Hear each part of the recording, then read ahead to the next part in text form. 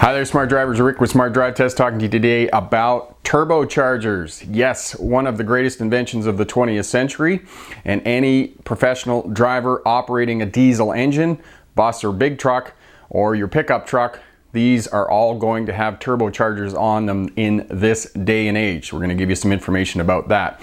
Coming back from Vancouver the other day, I saw the big truck on the proverbial hook being towed. Obviously it broke down, unfortunate for the driver. Anyway, you can see here in the image that there are bags over the top of the exhaust stacks. Stick around to the end of the video and I'll tell you why the bags are over the top of the exhaust stacks. So today we're going to give you some information about turbochargers. Be right back with that information. Stick around.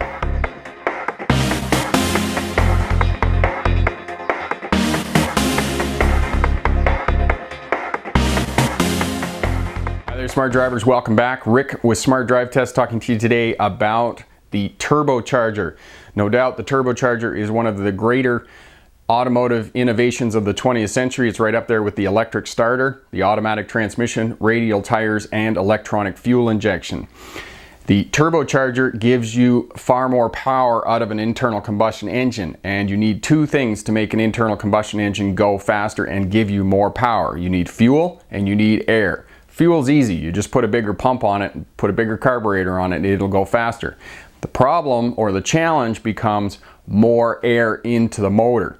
Most vehicles that don't have a supercharger on them and don't have a turbocharger on them are called naturally aspirated. So it means that it just relies on air pressure to push air into the motor. Now, if you want to make the motor more powerful, go faster, you need more air because fuel's easy. So one of the ways that we do that is we do that with superchargers and we do that with turbochargers. Now, turbochargers are far better than superchargers because they're not parasitic, which means that they don't take energy out of the motor to give you more energy as a supercharger does.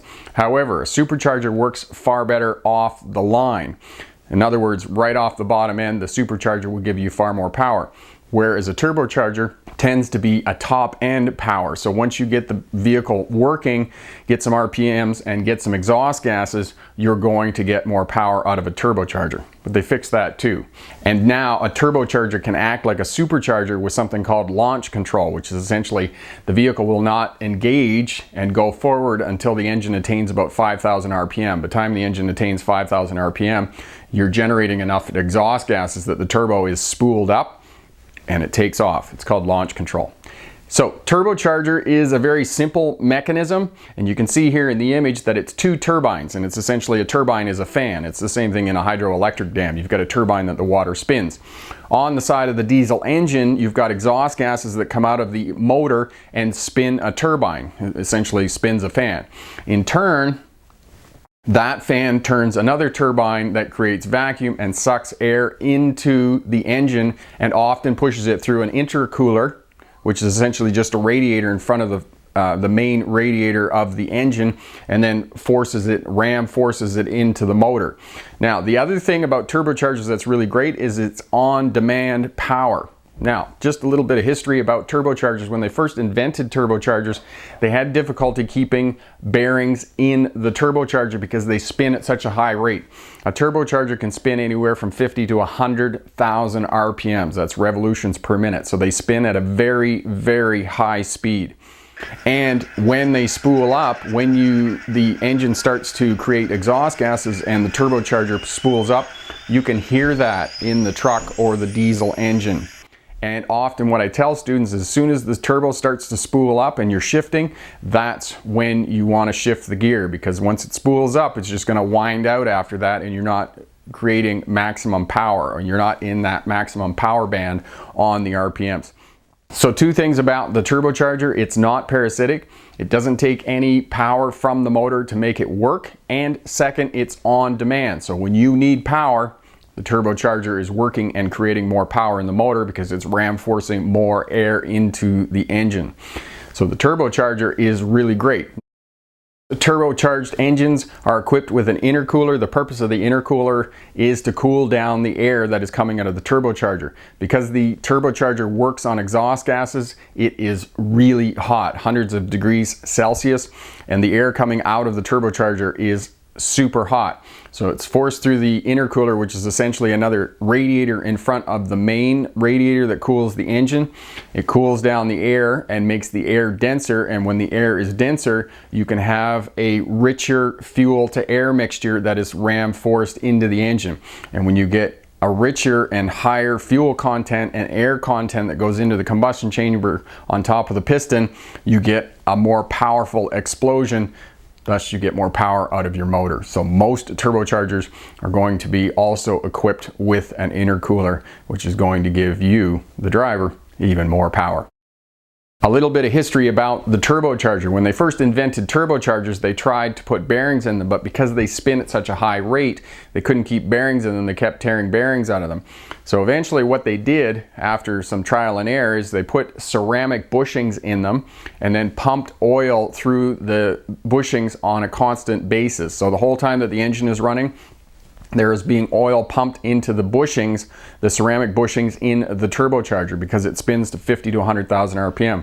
And in the old days, the initial days of turbochargers, what would happen was somebody jump in their car, their turbocharged car, go running to the beer store at 10 to 6 on a Friday night, because the beer store closed at 6, drive into the parking lot, go screaming into the parking lot with the turbocharger still whining over at 50,000 RPM, and shut the motor off. And when they shut the motor off, they shut the oil supply off to the turbocharger.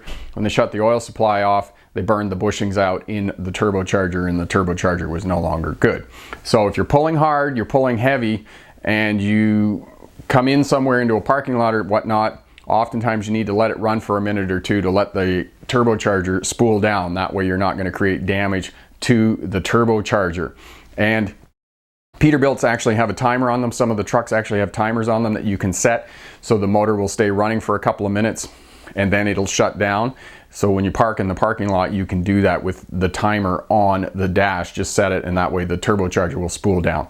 Now, it doesn't take very long for it to spool down. It's pretty quick. So you don't have to leave the truck running for 5 or 10 minutes. Just a couple of minutes and the turbocharger will have spooled down. Last point, why were there bags over the exhaust stacks on the truck that was being towed? The reason that there's bags over the exhaust stacks is because when the vehicle is being towed backwards down the highway at 100 kilometers an hour, there's wind forced down into the exhaust stacks, and it spins that turbine inside the turbocharger. Because the engine's not running, there's no oil supply to the turbo, and if you're going a distance on the hook going down the road, that turbine is spinning and you'll burn the turbo out. That's why there's bags over top of the exhaust stacks on the truck that's being towed. Question for my smart drivers: have you ever burned out a turbocharger? Leave a comment down in the comment section there. Tell us why you think the turbocharger burned out. Thanks very much for watching. I'm Rick with Smart Drive Test. If you like what you see here, share, subscribe, leave a comment down in the comment section. As well, hit that thumbs up button. Good luck on your road test, and remember, pick the best answer, not necessarily the right answer. Have a great day. Bye now.